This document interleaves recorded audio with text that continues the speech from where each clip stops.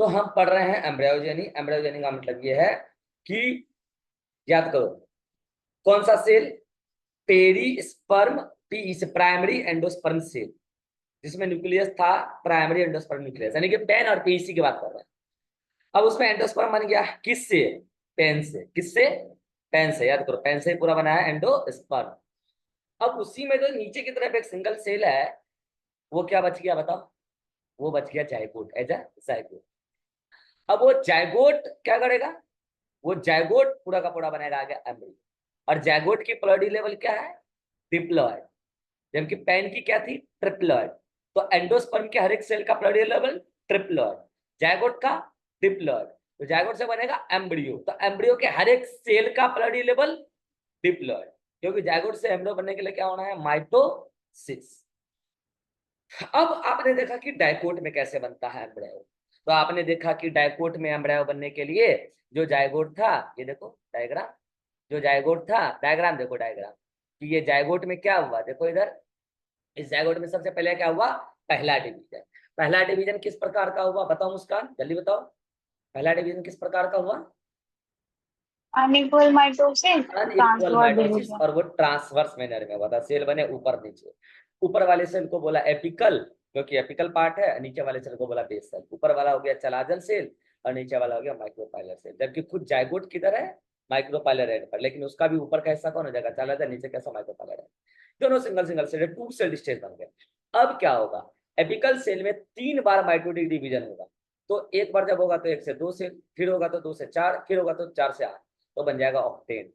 अब क्या होगा उसको, और नीचे वाले में क्या होगा, ऑल डिवीजन ट्रांसफर चलेगा। तो नीचे वाले ऑल डिवीजन ट्रांसफर करने से ट्यूबुलर स्ट्रक्चर बनेगा। और जो ऊपर वाला है उसमें 3 बार माइटोटिक डिवीजन होगा, पहला वाला वर्टिकल, सेकंड वाला भी वर्टिकल मगर 90 डिग्री टू पहले वाला, और फिर थर्ड वाला ट्रांसफर। तो ऐसे 8 सेल बनेगा। उसको क्या बोलेंगे हम लोग, उसको बोलेंगे ऑक्टेंट या 8 सेल स्टेज, और इस कंप्लीट को क्या बोलेंगे, प्रोएम्ब्रियो। अब इस ऑक्टेंट में 4 सेल ऊपर की तरफ है, 4 सेल नीचे की तरफ है। तो ऊपर वाले को बोलेंगे एपीबेसल सेल और नीचे वाले को बोलेंगे हाइपोबेसल सेल।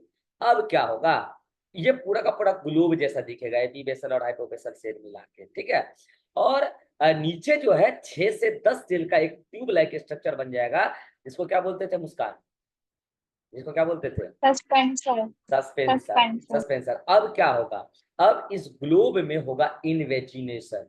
बाकी अंदर एपीबेसल सेल और हाइपोबेसल सेल अपना माइटोटिक डिवीजन कंटिन्यू रखा हुआ, बाढ़ से आगे बढ़ता रहेगा। होगा क्या, इसमें इन्वेजिनेशन, इन्वेजिनेशन होगा सिंगल, सिंगल इन्वेजिनेशन होगा तो हार्ट शेप एम्ब्रियो बनकर तैयार हो जाएगा।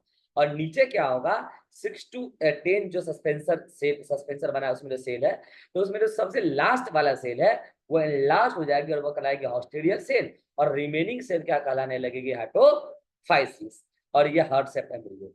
अब क्या होगा, अब इसमें ये जो एक है ये एक कोटिलेडर बन जाएगा और ये एक कोटिलेडर बन जाएगा, तो 2 कोटिलेडर बन गया सिंगल इन्वेजिनेशन से। और जो पूरा का पूरा हाइपोफाइसिस है इवन हॉस्टेरियल, ये क्या करेगा, रेड्यूस होने लगेगा, तो बोलेंगे मैच्योर एम्ब्रियो बन गया। लेकिन इस दौरान किसका क्या फंक्शन था, तो हॉस्टेरियल सेल का फंक्शन था न्यूसेलस से न्यूट्रिएंट लेके डेवलपिंग एम्ब्रियो को प्रोवाइड कराना। किसका काम था, ये हॉस्टेरियल सेल का।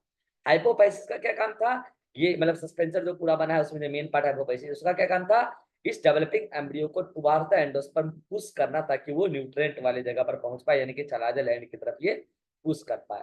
तो ये मैच्योर एम्ब्रियो बनकर तैयार हो गया। अब मैच्योर एम्ब्रियो कैसा दिखेगा, तो ऐसा दिखेगा, जिसमें ये पूरा का पूरा क्या है मुस्कान, बोलो, ये पूरा येलो कलर से घेरा, ये क्या है, एम्ब्रायोनल एक्सिस। एम्ब्रायोनल एक्सिस है, जिसको टाइजेलम भी कहते हैं। इस एम्ब्रायोनल एक्सिस का एक टिप प्लूम्यूल है और एक टिप रेडिकल है, और रेडिकल में ये रूट कैप है। ये क्या है, रूट कैप, यानी कि रेडिकल के बाहर लास्ट में क्या कवरिंग है, रूट कैप है। तो अब मुझे बताओ, ये एक कोटिलेडन, ये एक कोटिलेडन है। कोटिलीडन जहां पर अटैच्ड है दोनों, उसके जस्ट ऊपर का हिस्सा क्या कहला रहा है मुस्कान, बताओ, उसके जस्ट ऊपर का हिस्सा ये क्या कहला रहा है, ये वाला एपिकोटाइल। एपिकोटाइल। और एक कोटिलीडन के जस्ट नीचे का हिस्सा ये वाला क्या कहला रहा है, हाइपोकोटाइल। हाइपोकोटाइल। और ये जो लास्ट का एंड है एपिकोटाइल का, ये क्या कहला रहा है, ये पिन्यूल। प्लेम्यूल। और ये जो हाइपोकोटाइल है उसका लास्ट का एंड क्या कहला रहा है, रेडिकल। रेडिकल। और आगे चल के रेडिकल से क्या बनेगा मुस्कान, बोलो, हाइपोबेसल सेल। अरे नहीं यार, रेडिकल से तो रूट बनेगा ना।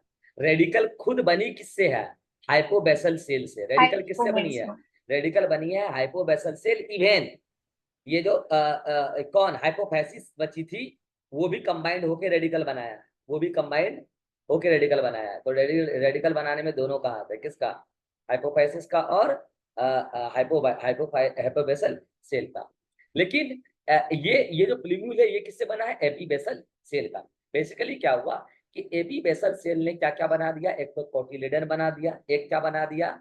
एपिकोटाइल बना दिया, और एक क्या बना दिया? प्लीम्यूल बना दिया, ऊपर वाला है पूरा। और नीचे में ये हाइपोकोटाइल और ये रेडिकल और ये रूट कैप, ये तीनों किससे बन गया? हाइपोबेसल सेल से। लेकिन रेडिकल बनाने में और किसका हाथ है? तो ये हाइपोफाइसिस भी मिलकर बना रही है। और ये रेडिकल क्या बनाएगा? रेडिकल किससे बना? वो आंसर हाइपोबेसल सेल और हाइपोफाइसिस। रेडिकल क्या बनाएगा? तो वो बनाएगा रूट सिस्टम।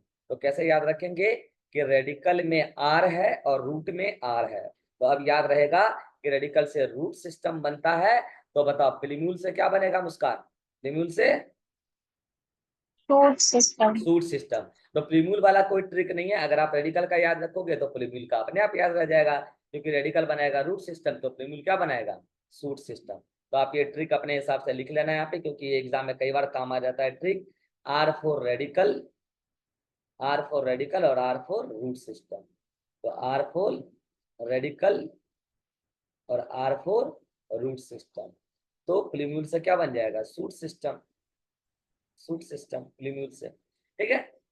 तो ये तो हुआ डाइकोट का एम्ब्रियो। डाइकोट का एम्ब्रियो यदि इसका पूरा प्रोसेस मैंने डिटेल में यहाँ लिख दिया है, जो आपको फाइनल एग्जाम में, बोर्ड एग्जाम में काम आएगा, ठीक है। नीट के लिए तो डायग्राम से काम हो जाता है। अब चलते हैं मोनोकॉट एम्ब्रियोजेनी में। मोनोकॉट में एम्ब्रियोजेनी में मैं आपको जायगोट से लेकर एम्ब्रियो तक की डेवलपमेंट नहीं पढ़ाऊंगा। पढ़ाने को पढ़ा सकता हूँ, लेकिन वो उतना काम का नहीं है, मुझे रेलिवेंट नहीं लग रहा है, एनसीईआरटी में भी नहीं है, किसी भी कोचिंग इंस्टीट्यूट के मॉड्यूल में भी नहीं है। तो डायरेक्ट क्या पढ़ाया जा रहा है एनसीईआरटी में जो है? Direct mature. डायरेक्ट क्या पढ़ाया जा रहा है? Mature embryo. तो हम भी आपको डायरेक्ट क्या पढ़ा रहे हैं? Structure of mature monocot embryo. बताओ ग्रास फैमिली, ग्रास मोनोकॉट होता है कि डाइकोट? आप मोनोपोलॉजी में पढ़े होंगे। ग्रास मोनोकॉट या डाइकोट? मोनोकॉट। मोनोकॉट। तो ग्रास मोनोकॉट। तो हम उसका आपको बताने जा रहे हैं कि ग्रास का एम्ब्रियो कैसा दिखता है, ठीक है। तो देखो समहाउ वैसा ही दिखेगा। अंतर किस बात का? अरे मोनोकॉट एक कोटिलेडन, बाकी सब कुछ वैसा ही है लगभग लगभग। पहले एम्ब्रियोनल एक्सिस बना रहा हूँ, ये देखो ये क्या है? Embryonal axis. इस एम्ब्रियोनल एक्सिस पे मैं बीचों बीच क्या बना दे रहा हूँ? एक नोड। क्या बना रहा हूँ? नोड। अब इस नोड से एक कोटाइल इधर निकाल रहा हूँ, कोटिलिडन, और एक कोटिलिडन बड़ा सा निकाल रहा हूँ इस टाइप से, इस टाइप से। एक कोटिलिडन ये हो गया और एक कोटिलिडन ये हो गया। तो बता मुस्कान, क्या एक कोटिलिडन आगे सर के रेड्यूस हो जाएगा? छोटा वाला, ये वाला, यस। और ये वाला आगे चल के लास्ट हो जाएगा। अब देखते हैं एम्ब्रियोनल एक्सिस पे। ये एम्ब्रियोनल एक्सिस पे पूरा का पूरा एम्ब्रियोनल टिश्यू है। तो बताओ जल्दी से मुस्कान, जहां से कोटिलिडन अटैच है उसके ऊपर का हिस्सा क्या कहलाता है? जल्दी बताओ। एपिकोटाइल। Very good, epicotyl. और नीचे का हिस्सा क्या कहलाता है? हाइपोकोटाइल। हाइपोकोटाइल। हाइपोकोटाइल। और जहां पे ये अटैच है नोड पर, ये और ये क्या है? एक एक, कॉटिलिडन। ये एक कोटिलिडन है और ये एक कोटिलिडन है। मोनोकॉट में जो कोटिलिडन रेड्यूस्ड हो जाती है उसको बोलते हैं एपिब्लास्ट। क्या बोलते हैं उसको? एपिब्लास्ट। बहुत इंपॉर्टेंट एग्जाम में पूछा जाएगा। रेड्यूस वाला क्या कहलाता है? एपिब्लास्ट। और जो इनलार्ज हो गई वो क्या कहलाती है? स्केचुलम। वो क्या कहलाती है? स्केचुलम। स्केचुलम, ये बहुत इंपॉर्टेंट है। अब सुनो, एपिकोटाइल का एंड क्या कहलाता है मुस्कान? एपिकोटाइल का एंड? प्लीम्यूल। Very good, प्लीम्यूल। और हाइपोकोटाइल का एंड? रेडिकल। रेडिकल। तो ये बात तो आपको पहले ही पता है। बताओ रेडिकल पे कैप लगा हुआ क्या बोलेंगे उसको? Root cap. Root cap. ये बात तो सब वहां पे भी था। तो यहाँ पे अंतर बस किस बात का है कि यहाँ पे दोनों कोटिलेडन ग्रो नहीं कर रहे हैं। एक कोटिलेडन रिड्यूस हो जा रहा है, डीजनरेट हो जाएगा, रिड्यूस हो जाएगा, और एक कोटिलेडन काफी बड़ा हो जाएगा। जो कोटिलेडन रिड्यूस कर जाएगा उसका नाम एपिब्लास्ट है, और जो बड़ा सा हो जाएगा उसका नाम स्केचुलम है। दोनों का नाम इंपॉर्टेंट है। अब सुनो, इतना तो बात आपको पहले से ही पता है। अच्छा, एक चीज लिखा जाता है कई किताबों में, डिजिटल और प्रॉक्सिमल। बताओ शुभम, आपको डिजिटल और प्रॉक्सिमल का क्या मतलब सिखाए हैं? ह्यूमन फिजियोलॉजी में भी सिखाए थे। डिजिटल मतलब पास वाली की दूर वाली, डिश में तो दूर। और प्रॉक्सिमल मतलब पास वाली। पास। ट्रिक भी बताए थे, D for digital, P for pass, proximal P for pass, D for दूर। तो मुझे बताओ, ये प्लूम्यूल जो है एपिकोटाइल का डिजिटल एंड है कि प्रॉक्सिमल एंड है मुस्कान? प्रॉक्सिमल एंड डिस्टल एंड है। डिजिटल एंड है, क्योंकि बोला था कि रेफरेंस बताना पड़ेगा, और कहीं पे कोई रेफरेंस ना दिख रहा हो तो आप देखो ना, यहाँ पे ये जो नोड है, ये जो नोड है, क्या ये रेफरेंस नहीं बन जाएगा? जहाँ से कोटिलेडन निकला है, सारा खेल तो कोटिलेडन के बेसिस पे ही हो रहा है। तो जो कोटिलेडन के अटैचमेंट साइड से दूर है वो क्या हो जाएगा? डिजिटल। तो ये प्लूम्यूल का हो जाएगा एपिकोटाइल का डिजिटल एंड। अच्छा बताओ, ये रेडिकल भी क्या हो जाएगा? एपिकोटाइल का या हाइपोकोटाइल का डिजिटल एंड, या हाइपोकोटाइल का डिजिटल एंड हो जाएगा। अब क्या बात करते हैं, यहाँ पे क्या है जो अब मोनोकॉट में ही केवल है? मोनोकॉट में प्लूम्यूल। अच्छा बताओ, प्लूम्यूल से आगे चल के क्या बन जाएगा? सूट। तो क्या इसको मैं सूट अपेक्स भी कह सकता हूँ? हाँ, इसी से बनेगा सूट सिस्टम। रेडिकल से आगे चल के रूट बनने वाला है, रूट सिस्टम बनने वाला है, वो वहां पे भी है, यहाँ पे भी है। अब इसमें एक खास बात है कि प्लूम्यूल के ऊपर कुछ लीफ को बनाने वाले सेल रखे होते हैं, जिसे हम कहते हैं लीफ प्राइमोडिया। क्या बोलते हैं इसको? Leaf primordia. यानी कि प्लूम्यूल के ऊपर एम्ब्रियोनिक स्टेज में लीफ बनाने वाले सेल आ जाते हैं, जिसे क्या बोलते हैं? Leaf primordia. और एक जो सबसे इंपॉर्टेंट बात जो आपको वहां नहीं था, कि यहाँ पर ऊपर की तरफ एक कैप होता है, प्लूम्यूल के कैप, और नीचे भी एक कैप होता है रूट कैप के बाहर, और ये कैप लाइक स्ट्रक्चर है। लेकिन ये देखो, ये कैसा है? ट्यूबुलर स्ट्रक्चर या सीथ लाइक स्ट्रक्चर? उसका ये ट्यूबुलर स्ट्रक्चर है कि सीथ लाइक? ऊपर वाला ट्यूबुलर है, ट्यूबुलर कैप लाइक। ट्यूबुलर। और नीचे वाला बताओ, ये सीथ लाइक है कि ट्यूबुलर है? बताओ। शीट। ये सीथ लाइक है। ये भी कैप है, लेकिन ये कैप कैसा है? सीथ लाइक, यानी कि अंदर से होलो नहीं है। सुनो ना, इसका मतलब प्लूम्यूल की कवरिंग है, बाहर दिख रहा है, प्लूम्यूल की कवरिंग है। और ये जो कैप लाइक स्ट्रक्चर है, ये रेडिकल की कवरिंग है। मानते हो क्या? इस कवरिंग को कहते हैं क्लियोराइजा। क्या बोलते हैं? क्लियोराइजा। और इस कवरिंग को बोलते हैं क्लियोप्टाइल। इसको क्या बोलते हैं? क्लियोप्टाइल। तो जल्दी से बताओ, क्लियोप्टाइल किसका कवरिंग है मुस्कान? रेडिकल या प्लूम्यूल का? ट्यूबुल का। प्लूम्यूल का। और क्लियोराइजा?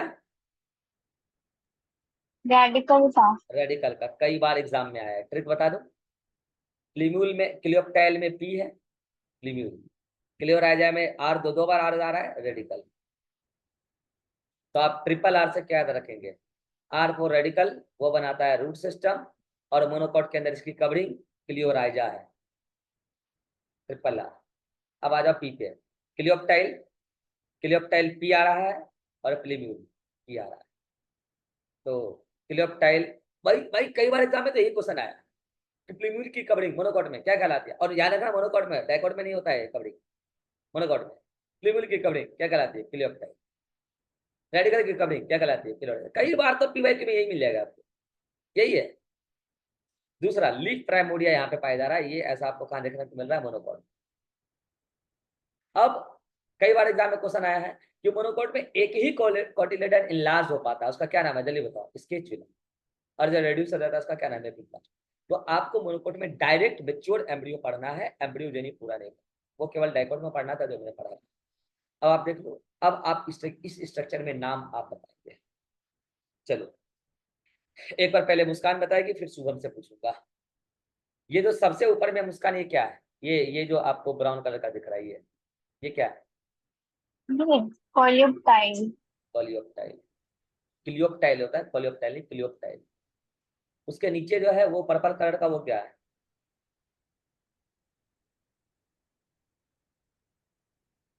अभी बताया था, लीफ प्राइमोडिया।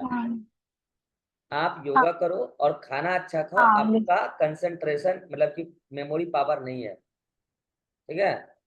और रात को सोने के लिए होता है और दिन जागने के लिए होता है, ठीक है? रात को सो और दिन को जागो, मेमोरी पावर बढ़ेगा। नहीं तो मैं आपके पापा से बात करूंगा। Leaf primordia, leaf primordia. अब ये जो पॉइंट अटैचमेंट पॉइंट है, ये क्या है पहले ये बताओ। इसको भी मैंने क्या बोला था, जहां पे दोनों कोटिलिडन ऐड हो रहे हैं उसको क्या बोला था? अरे नोड। नोड के ऊपर का हिस्सा क्या कहलाएगा? ये एपिकोटाइल। एपिकोटाइल। और एपिकोटाइल का डिस्टल एंड क्या कहलाएगा? लिम्यूल। लिम्यूल। और नोड के नीचे का हिस्सा क्या कहलाएगा? ये हाइपोकोटाइल। हाइपोकोटाइल। और इसका अंत का हिस्सा ये क्या कहलाएगा? ये रेडिकल। रेडिकल। रेडिकल के बाहर एक जो कैप्लाइक स्ट्रक्चर है वो क्या कहलाएगा पहले? Root cap. Root cap. और जो कोटिलिडन इनलास्ट नहीं हो पाई, रिड्यूस हो गई, वो क्या कहलाएगी? ये वाली एपिब्लास्ट। एपीब्लास्ट। और जो इनलास्ट हो गई वो क्या कहलाएगी? स्पाइरल। इसके चिल्ला। आप बताओ कि प्लीम्यूल की कवरिंग क्या कहलाएगी? आपने बता दिया। इधर रेडिकल की कवरिंग क्या कहलाएगी? क्लियोराइजा। क्लियर। बस हो गया, सारा क्वेश्चन मोनोकोट का बन जाएगा आपका, सारा क्वेश्चन बन जाएगा। ठीक है, तो इसमें तो इंपॉर्टेंट पॉइंट। अच्छा बताओ, ये तो क्लियोप्टाइल है, शुभम आप बताओ, ये क्लियोप्टाइल केवल प्लीम्यूल को कवर कर रहा है या लीफ प्राइमोर्डिया को भी कवर कर रहा है? लीफ प्राइमोर्डिया को भी। और ये होलो स्ट्रक्चर है या सीथ लाइक स्ट्रक्चर है? हॉलो है। ट्यूबुलर होलो। और ये ऐसा ऐसा देखने से लग रहा है पत्ता जैसा, ऐसे हल्का स्ट्रक्चर, तो इसको बोलते हैं ट्यूबुलर। एंसेटी ने वर्ड लिखा है फॉलिएज। फॉलिएज का मतलब होता है लहराता हुआ हल्का सा स्ट्रक्चर। लेकिन क्लियोराइजा कैसा है? ये ट्यूबुलर है या सीथ लाइक है? शीत लाइट। Sheath like. बस हो गया, ये सारे पॉइंट आपके यहाँ लिखे हैं। आ जाओ। आपसे अच्छा नोट्स बनाता हूँ मैं जब फुर्सत में रहता हूँ। देखो बनाया ना, मेरा एमएससी का नोट्स देखोगे ना तब समझ में आएगा। जो मैंने अपने मतलब रिसर्च लेवल का मैं जो भी चीजें पढ़ता हूँ नोट्स बनाता हूँ। अब तो टाइम ही नहीं मिलता, आप लोग मुझे फ्री नहीं छोड़ते हो, ना बच्चा ना परिवार कोई फ्री नहीं छोड़ता है। जब मैं पढ़ाई करता था पंजाब में तो नोट्स बनाता था मैं। नोट्स देखोगे ना मतलब दंग रह जाओगे, ऐसा बनाए। और जो मेरे गुरुजी हैं, जो मुझे जिनका मैं कोचिंग लिया था दिल्ली में, उनका बहुत टॉप का इंस्टीट्यूट है, वो देखेंगे तो वो भी दंग रह जाएंगे कि ये कल को फ्यूचर में पता चला कि नेट JRF के लिए पढ़ाना शुरू कर दिया, नीट से इधर आ गया। ठीक है, तो ऐसे बनाते हैं नोट्स, जो कि आप लोग नहीं बना पाते। ये एनसीईआरटी की कंटेंट है, सारा बात मैंने एनसीईआरटी को इस वे में लेकर यहाँ पे दिया है। और इसीलिए डायग्रामेटिकली चीजों को जब आप रिप्रेजेंट करना शुरू कर देंगे तो बायोलॉजी आपको आसान लगने लगेगा। आप देखो इस डायग्राम में, यहां से लेके यहाँ तक ये पूरा क्या है? Embryonal axis. मुझे बताओ एम्ब्रियोनल एक्सिस में जहां पर दोनों कॉटिलिडन अटैच हो रहे हैं, शुभम, उसको क्या कह रहे हैं? नोड। नोड। नोड के ऊपर का हिस्सा क्या कहला रहा है? एपिकोटाइल। और नोड के नीचे का हिस्सा? हाइपोकोटाइल। एपिकोटाइल का डिस्टल एंड क्या कहला रहा है? लिम्यूल। जिससे भविष्य में क्या बनेगा? सूट, इसलिए इसको क्या बोलेंगे? Suit apex. अब आ जाओ, हाइपोकोटाइल का डिस्टल एंड क्या कहला रहा है? रेडिकल। रेडिकल। अब आ जाओ, रेडिकल के लास्ट में टिप पर क्या है? Root cap. Root cap. ये रूट कैप क्या कर रहा है? मैं लिख दे रहा हूँ, protect root system. Protect root system. क्या आपको रूट कैप मैंने मोर्फोलॉजी में भी पढ़ाया था? बहुत सारी बातें मैंने वहां पे किया था रूट कैप के बारे में। आपको पता है जियोट्रॉपिक ग्रोथ में वही हेल्प करता है, ग्रेविटी की तरफ जाने में। रूट कैप में कुछ ऐसे पत्थर होते हैं, मतलब कि ऐसे कोई स्ट्रक्चर होते हैं जो जियोट्रॉपिक यानी कि ग्रेविटेशन की तरफ जाने में हेल्प करता है। ठीक है, चलिए अब आ जाइए ऊपर इधर। तो ये प्लूम्यूल, प्लूम्यूल के जस्ट ऊपर leaf forming structure embryonic stage में आ जाती है, इसको क्या बोलते हैं? Leaf primordium. और इसके ऊपर प्लूम्यूल और लीफ प्राइमोडियम को कवर करता हुआ एक स्ट्रक्चर है, क्या कहलाता है? कोलियोप्टाइल। कोलेप्टाइल। इस कोलेप्टाइल कैसा है? कैप लाइक, लेकिन कैसा? होलो की सीट लाइक, हॉलो। होलो फॉलियर स्ट्रक्चर, होलो फॉलियर स्ट्रक्चर यानी कि फॉलियर मतलब पत्ते जैसा लेकिन अंदर से होलो। किसको कवर कर रहा है? केवल प्लूम्यूल को या लीफ प्राइमोडिया को भी? दोनों को।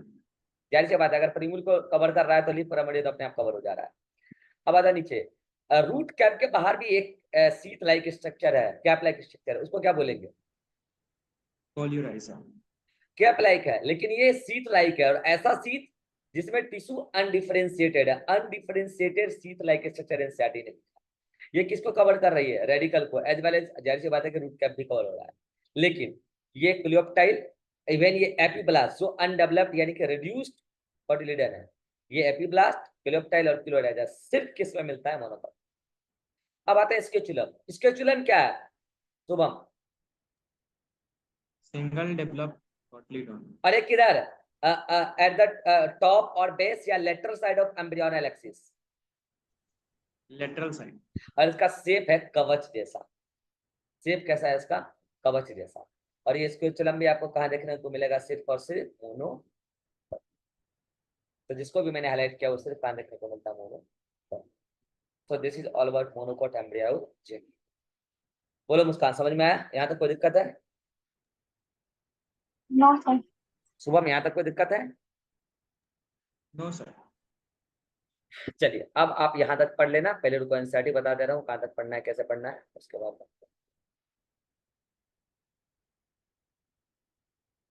एनसीईआरटी में आज जाके आप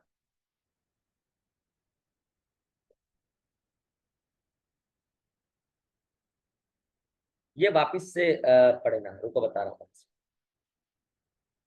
यहाँ से शुरू होना और यहाँ तक पढ़ना। ठीक है, बस यहाँ तक पढ़ लेना। ठीक है, बस यहाँ तक। इसके आगे लेंगे नेक्स्ट क्लास।